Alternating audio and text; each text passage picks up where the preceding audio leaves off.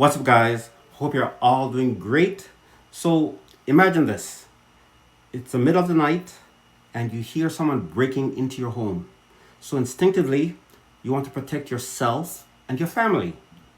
But in Canada, defending your home isn't as straightforward as you might think. In fact, many Canadians fear that if they fight back, they could be the ones facing criminal charges instead of the intruder. So today we're diving deep into why Canadian citizens can't freely defend themselves against home invaders and what the law actually says. Okay, so in Canada, the law on self-defense is found in section 34 of the Criminal Code. It does allow you to defend yourself, but only under very specific conditions. First of all, you must believe on reasonable grounds that force is being used against you or a threat of force exists. Your actions must be considered reasonable in the circumstances being presented before you. But here's the catch. What counts as reasonable is open to interpretation, and that's where Canadians get into trouble. Unlike in some countries like the US, Canada does not have stand your ground or castle doctrine. That means you don't automatically have the right to use deadly force just because someone breaks into your home. Now, here's the problem. When people defend themselves, police and prosecutors, they don't just look at what happened. They judge whether your reaction went too far. For example, if a home invader is armed and use a weapon like a bat, a knife, or a firearm, the law may see your action as excessive force.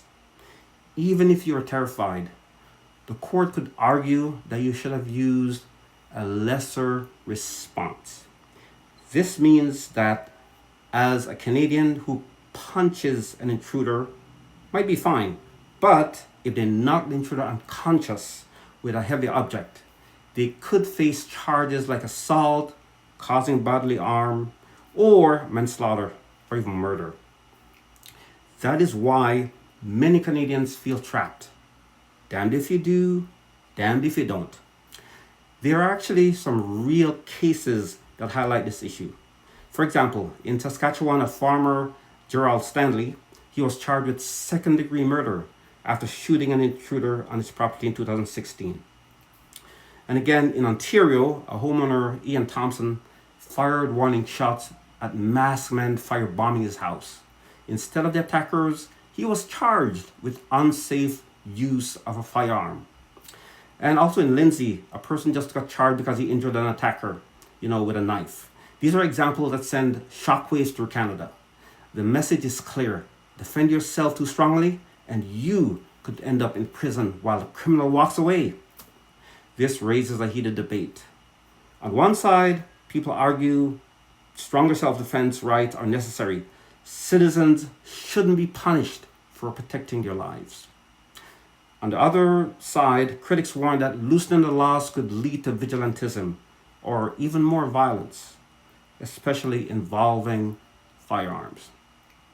Now, Canada has some of the strictest gun control laws in the world, and many politicians believe that encouraging armed self-defense could undermine public safety. So the law stays restrictive, leaving many Canadians frustrated and very fearful. So, what can you actually do if someone invades your home? Well, first of all, you call 911 immediately. Your first defense is always the police. Use only the force necessary to escape or stop the threat.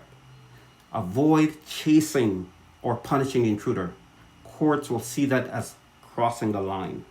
Remember, self-defense in Canada is about survival, not retaliation. The moment the threat ends, so must the use of force. And see, sometimes the cops even told us, leave your keys at the front, hoping that the intruders won't, go further in your homes. Now, at the end of the day, Canadian citizens live with a difficult reality.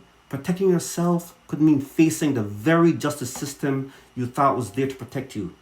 Until the law changes, the best weapon Canadians have might not be a bat or a gun, but awareness of their rights and the risks involved.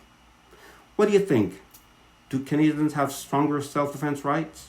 Is the law right to restrict force to protect everyone? Let me know in the comments.